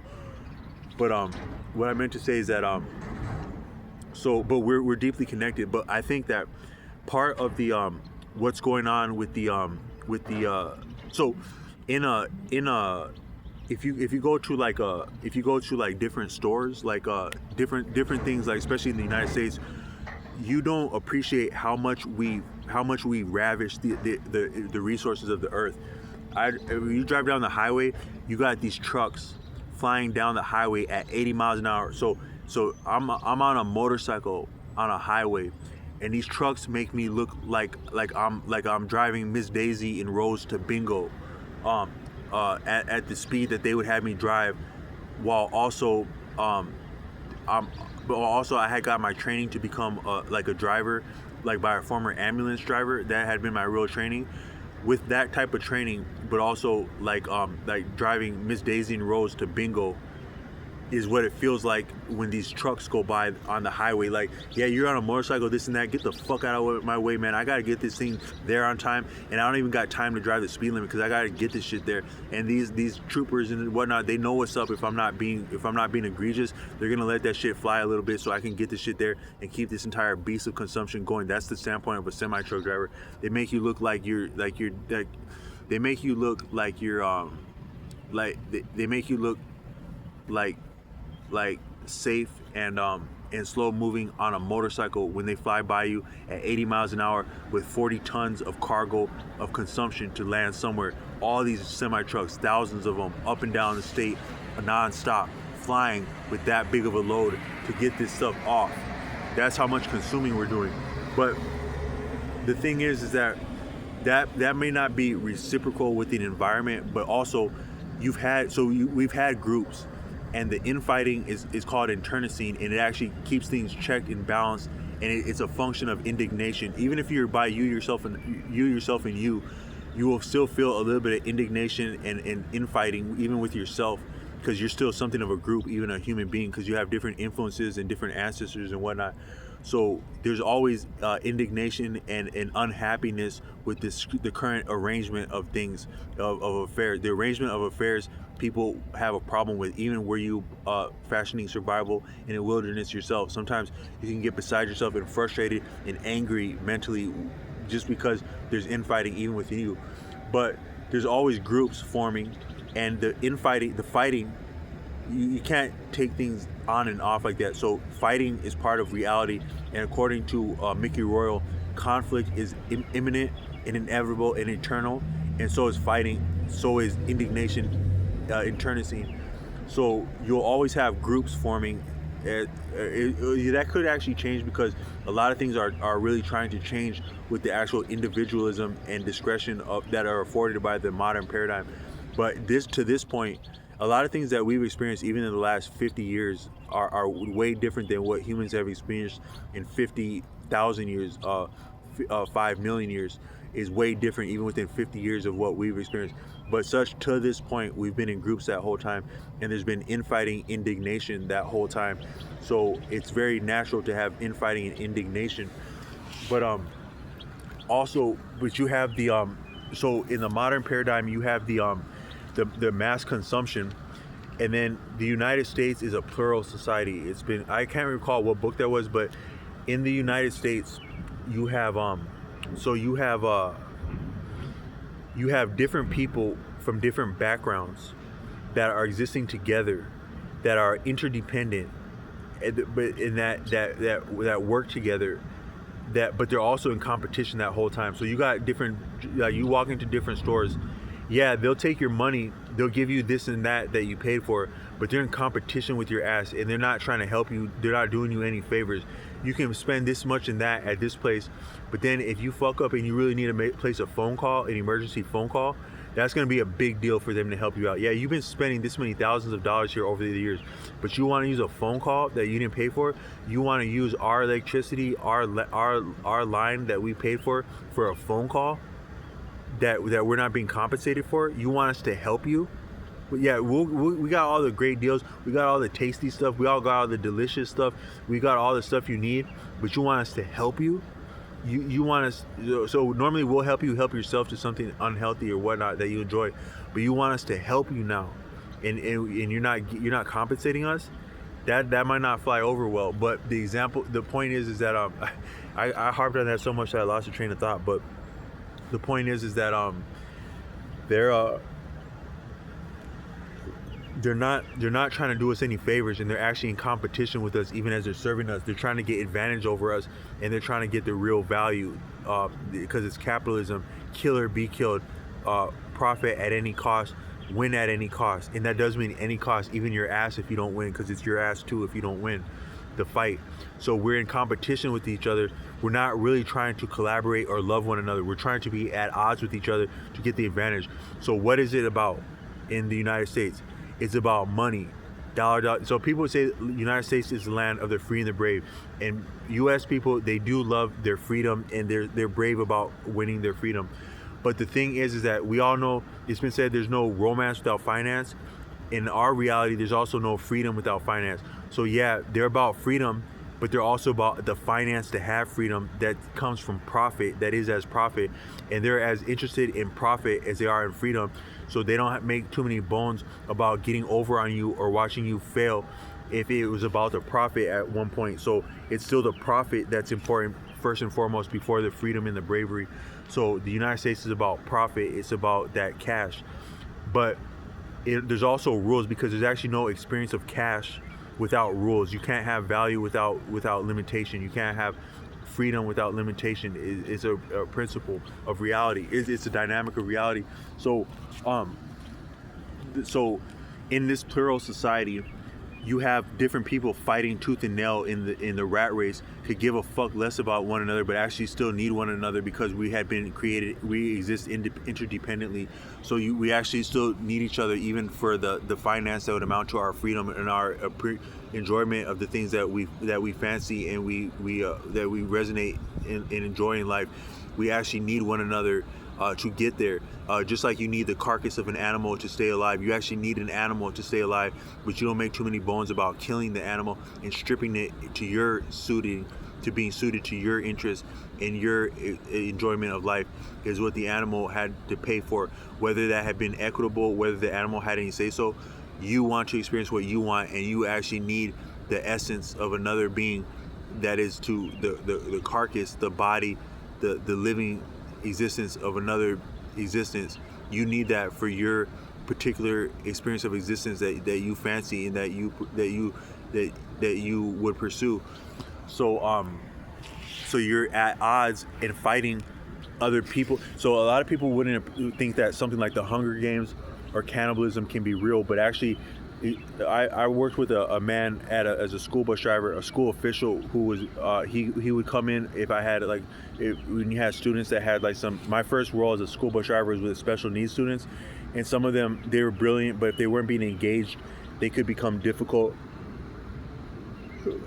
to keep safe from themselves and one another long enough to get from school, because they could do different things that weren't safe. So he would tag along. He was kind of like a jack of all trades, just a random effective person that would be floating around these school systems. And he taught me about a lot of cool badass stuff. Like he's saying, yeah man, scuba diving is actually the most dangerous thing. It's way more dangerous than skydiving or bungee jumping, and more people get killed scuba diving than any other hobby. I scuba dive all the time. I can't find anyone to go with me. It's funner if you have someone to go with you, but it's some dangerous shit. He was telling me that. But then at one time he was telling me that that money, finance, is actually a zero-sum competition, because you can't have finance without you can't have profit without loss. You can't have a black that is like a profit margin. So as you do a ledger, what's black is profit, what's red is debt. You can't be in the black profit margin without somebody else being in the red. It's actually like a very sophisticated. You could say that all the people that become accountants, all the financing, all the IT people, all the cybersecurity, what they're ensuring and making sure is that someone had got fucked over for someone to get ahead. That's what's important. So you work at a job this long, right? Yeah, you do this and that, and you never stole nothing. But if it had been thought that you stole nothing, it didn't amount to anything that was taken away from someone necessarily, because a lot of stuff, it would have just been 86. That's like when it gets thrown back, discarded, sent back with whatnot. It was assets at a store. It was property of a store, but it wasn't viable and profitable to be sold in a timely fashion, so it gets discarded. But if an employee had picked something up that would have otherwise become 86, the problem is you just got value that someone didn't get fucked over for, or someone actually did get fucked over for in a way because they invested in it and they didn't get a return, that being an employer or whatnot. So the problem with anything getting stolen or not stolen is not just the value in itself, but that there's not the congruence within the debt and the surplus that keeps the whole society, the buoyancy that's necessary for the effective advantage that is cash money. So but it actually comes at a cost, and from that standpoint we're actually fighting one another, and it's a form of cannibalism. The actual financial apparatus and mechanism and cost is a form of cannibalism, that this person, they expended this much life force, labor, energy, effort, patience, forbearance to accrue this amount of positive sum of value, the representation of it, and for you to obtain that they actually did pay for it with blood, sweat, and tears. There needs to be the right ledger of wins and losses, cries and laughs. The cries and laughs have to be balanced, and actually the great sex and the loneliness, it has to be balanced also, to keep the right power and punch of the society. So, but the society is fighting that whole time, and you have people that are very different, and they're not interested in learning or coming together. So they don't have, but they are interested in money. But for money to work, for money to be valuable, you actually need some rules, because there's no game without rules, right? So money is a game, a zero-sum game, but still a game. And so, but also it's a life and death game, because our actual opportunities at existence are implicated in that, such as the world has been overrun and overlain with materialism and globalism and what have you, such that we're stuck in this apparatus where we need the representation of agreed upon currency to exist, generally speaking. So, but we're at odds that whole time, and most people, generally speaking, aren't interested in coming over towards learning across the aisle, or across whatever boundaries we have that might be very human and innate.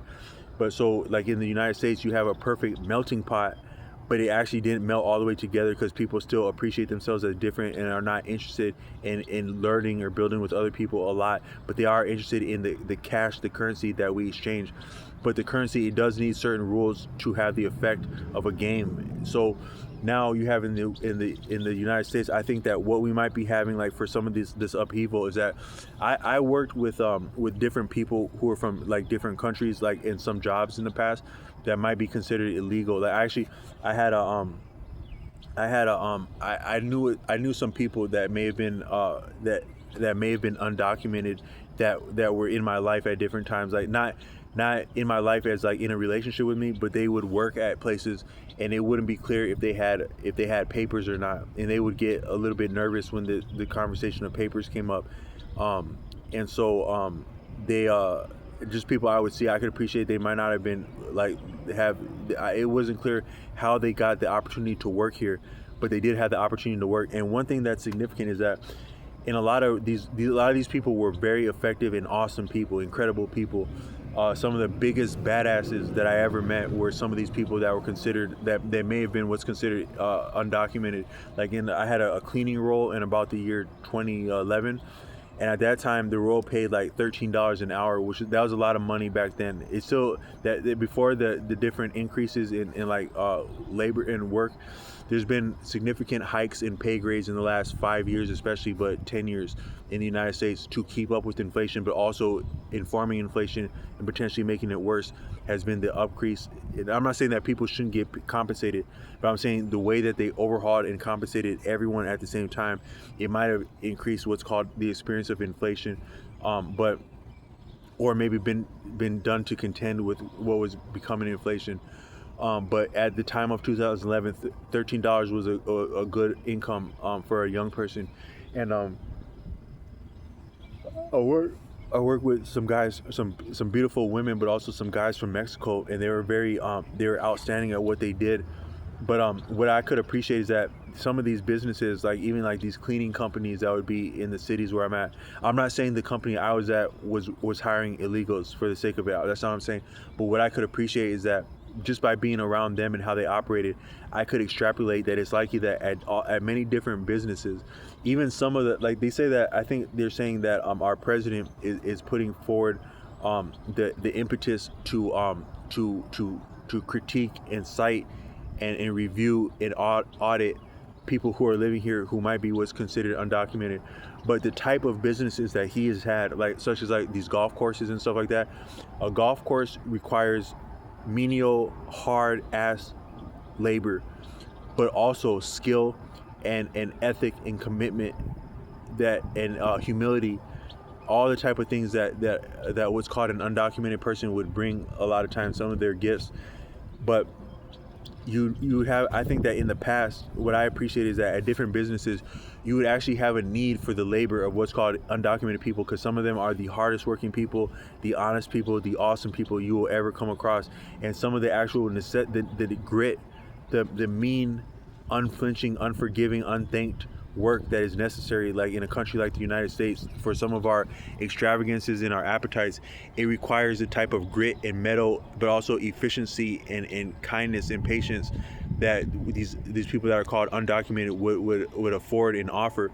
And so these different businesses, I think, I'm not saying that our president has done this, but the type of businesses that our president has done, to my taste, they'd be the type that they have this and that deal. So like they meet some people that are undocumented and they say, okay, we need this work, but we understand that you're not entirely authorized. So it's almost like what I was talking about with my when I was with the home healthcare agency. Now I'm a naturalized born citizen of the country that I'm in, but there was a little bit of an unspoken relationship that, yeah, you have some mobility, but you also don't entirely need us in the hours that we have, because we're part-time in the first place, but you're living with family and you're all right where you're at, but you do need this job with us to have the type of flexibility and discretion that you have right now to operate like you do. You actually do need us. They could appreciate that, but we need you to do this other work, but you, by and large, don't actually need this other work for the sake of it, since you're stable with what we already given you and what you got going on.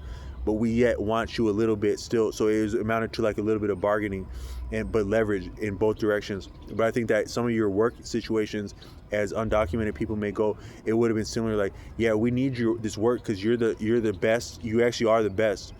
But we understand that your footing might be precarious in the United States. So we're not gonna report you, and we're gonna give you an opportunity to earn income for yourself and maybe loved ones that are still where you're from or abroad. So, but we're going to give you less pay, harder working conditions, harder demands. And there was like a little bit of an agreement, I think, between the people who are undocumented, who may have been, where it's like, yeah, this is fucked up that they got us going on, but it's not worse than what we're coming from. So we're going to work with this to get by for now. So within all that, there might have been a little bit of gray area or like gaming on both sides of what would be maybe considered undocumented, and people that would profit from the output of people that are considered undocumented while undercompensating them. It amounted to like a little bit of like, this is the rules, this is the game, and then this is the way the game is played, and it's a little bit below board, and it can maybe work for some people and it works for a time, but there's something of the difference between the game and the way the game is played. It can come at odds at some time, but then beyond that, the game of consumption, and then what the land can afford the world over, it might be also coming to a head. So the pluralism of the society of the United States may be coming to a head. Then the game and the way it's played may be coming to a head, but then also the resources and the opportunities to access the resources, and then the demands on the resources, and the availability of the resources, and the sustainability of the resources, and the replenishing of the resources, all that might be at odds, and it's what's popping up as a symptom, as a tremor, to potentially before a broader shock. That broader shock may actually be a benefit to the system, because certain shocks are actually a benefit. Certain shocks are actually a benefit, and they amount to like a rebirth, and they're actually necessary. So it might not be a bad thing that things are coming to a head, but it might not be entirely sustainable what had been going on.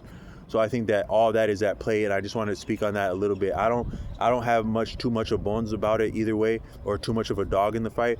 But I think that all people are beautiful, documented, not documented, and even the country itself is not documented in the United States, such as it was required by breaching treaties and what have you. Um, but um, uh, but I think that I think that we do need change, and we do need love, and we do need to work past, because this is a system that had been bullshit. Not the people that were wrong, but the system itself had been bullshit, and you can only pass off bullshit so long before it starts to stink. And so our present, a lot of what we have, it stinks. But you do need order, and you do need rules to a game. So I'm not saying that what we have for a nation in the United States has not benefited a lot of people. I owe my existence to the United States. My existence, my iteration of a person, my cultural influences, but also the circumstances of my being born, would not be viable outside of the conditions and the graces and amenities, but also the rigors in history, the dark history of the United States. My existence wouldn't be possible without that. You could probably say that no one's existence would be possible without the exact dynamics and conditions that are the earth at present, as we had been born, leading up to when we had been born, as we are born in throughout life, because I think we're born throughout our entire life. Your body is actually being reborn as you sleep, and your cells are being reborn as you speak. So we have multiple births throughout what's appreciated as one lifetime, but none of it would be viable without things the way that they are. I actually watched a beautiful poem on there's a deaf poetry jam series that was hosted by Most Def in the early 2000s, and they would have all these poets come on, all people from all walks of life that had something to say. It was really beautiful. And one of them was like a woman from the Caribbean. I think she was a fair-skinned Hispanic woman from the Caribbean, and she was talking about like some of the conquistadors, or like some of the men who would sleep with like either slaves and or indigenous people, like maybe marginalized people that they had advantage and leverage over. And she was saying that as much as that history is dark, she still owes her existence and some of her lineage and her blood to some of these men who would have been getting over on marginalized people. And you've probably always had that. You've had that conquest like that. That's part of what it is to be human. Human beings, men, have been conquesting the land, other men, but also women, and that actually amounts to some of the birthing that has taken place. So some of the actual circumstances of us coming into being born are attended by some dark dynamics, whether that be just like regular stuff, or like in the past with actual like slavery and some of these systems that were very brutal and very skewed in terms of advantage. What it's damn near close to like what's called rape. Would be a lot of that, whether it's enjoyed or not, and it probably actually is enjoyed and not enjoyed to different degrees, as what would be considered dark. But she was actually just thankful for what things are, that she gets to exist, even with she was embracing all of who she is and all of what history is, the good and the bad, the light and the dark, and being grateful. And that's an outstanding standpoint to that woman. I don't know what her name is, but she was saying something like that in a poem. But all I meant to say is that, so I can't talk like I'm bigger or better than the actual country, the nation that I was raised in and that I was supported in enough to become a viable man and make decisions and learn from and suffer and enjoy from those decisions. But a lot of the way that it had been played, the baseball to now, a lot of it it's not honest, it's not equitable, and it's not humane and not agreeable. Both the apparatus of the system, but then also the way that people engage the system of all different backgrounds, is that a lot of us are not actually, we're at odds with each other because we're plural. And that might work, that might actually be robust and dynamic and have some strong suits from that. But then also some things may break down, just the fact that we're at odds, but we still think that, okay, yeah, this is America. We don't get along. We don't have to like each other. We don't have to love each other. We don't have to know each other. But as long as the money flows, it's all good, because it's about the money. But the money still does require rules, because it's a game, and games require rules. But if the game's not working, and we're already a plural society and at odds, which I'm not saying that's bad, because I think that might be vital and necessary, and what it is to be human, some of that pluralism, that the competition, but also the diversity that is pluralism, it might be what makes life viable, and what has made the United States viable and uh, maybe people covet the United States, the experiences of it enough to migrate here and become naturalized and abandon where they had come from. There would have to be something viable that a person would want to come here from. But I'm not saying that people that would come here from other countries are wrong for coming here, whether documented or not, because the actual consumption apparatus, it knows no bounds. And so a lot of the resources and opportunities in other places have been displaced and unsettled by some of our own goings on in the West. So as much as someone in the West may not appreciate immigration, they may actually be forcing the immigration with their lifestyles in that other places, either the resources, the politics, or the divide and conquer tactics, the actual gaming and undermining of other places politically and socially would force people to come to what's called the United States. But it still is a little bit plural. But it's been saying, so we're plural, but as long as the money flows, then it's all good. But when the money breaks down because the society is at odds, or different things are breaking down because the emphasis had been money, but the rules of the money had been corrupt in the first place, the equity of it had been skewed, but then also the rules had been fashioned as it went along so you have a corrupt game of Monopoly. You have to keep changing the rules to keep the game going. You've already changed them past what's really, it's already arbitrary how much you've changed them, and it's not congruent, but you have to keep changing them to keep it going, to prop it up. But at a certain point, it just comes to a head. If it's not, anything that's not honest is going to come to a head. And the flaws of something as rigorous as this existence in reality will reveal the shortcomings of any training, of any approach, of any undertaking that's been said. I came across that somewhere in a book that real situation, that a real test will prove the strong suit, but also the weakness in any preparation or training or approach. A real test will flesh out the weakness of something. So some of these protests, some people, they might appreciate what's happening as protest or unrest, and they might think that it's bogus or it's appropriate that it's happening. But the fact that it's happening would speak to a structural flaw, either the rules of the game, the participants of the game, the outputs of the game, the inputs, some combination of all that, and then also the value that sustains all of that, but also the grace for that value to replenish itself and continue to exist.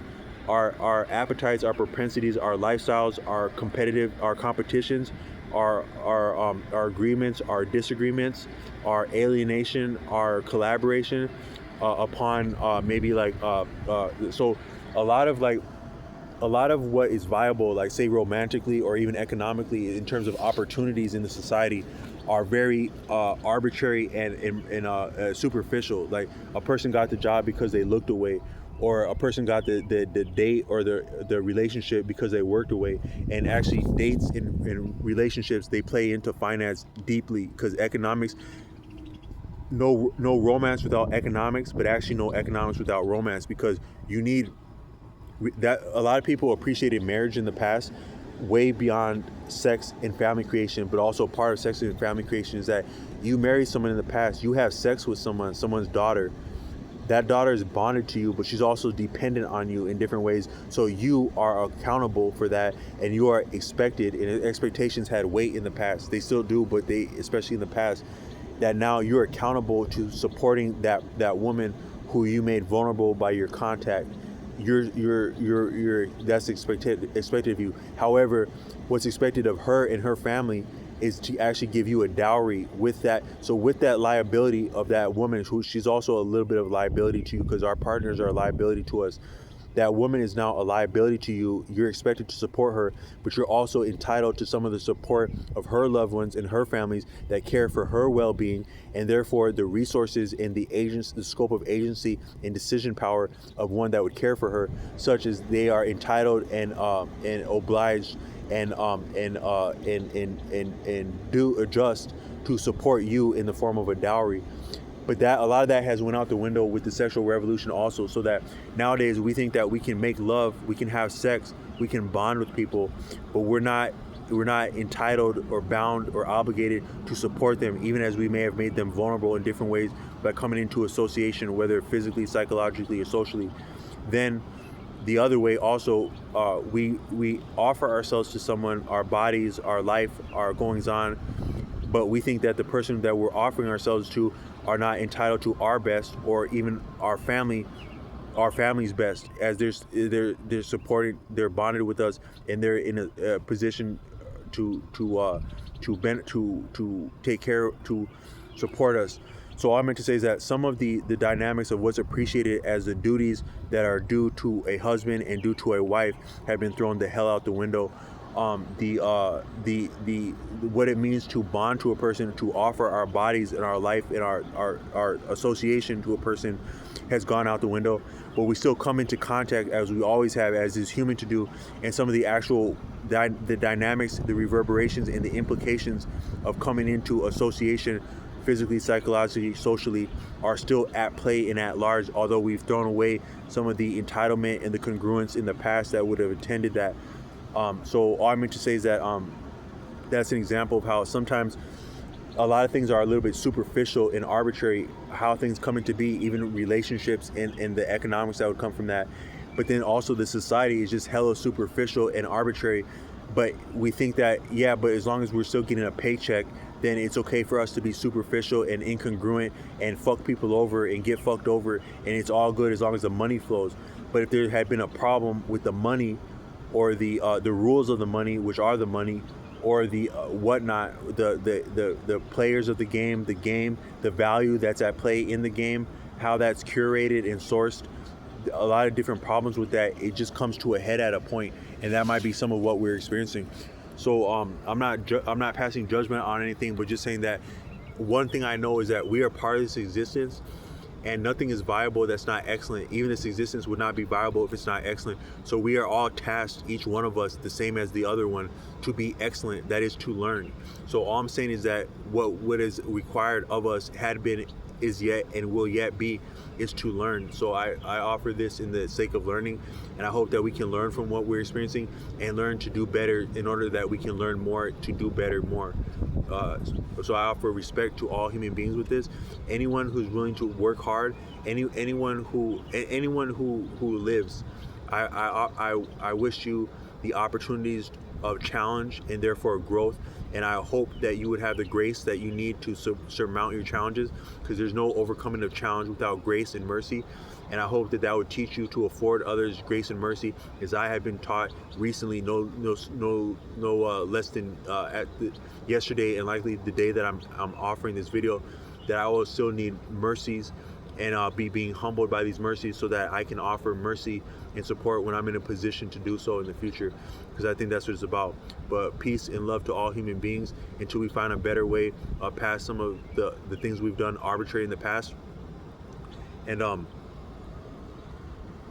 I wish peace, welfare, and well-being to anyone receiving this from any background, from any position on the earth, within politics or social standing, what have you. I wish you the best and the challenge to grow and get better until we amount to peace and humane outcomes that are enjoyable. Peace.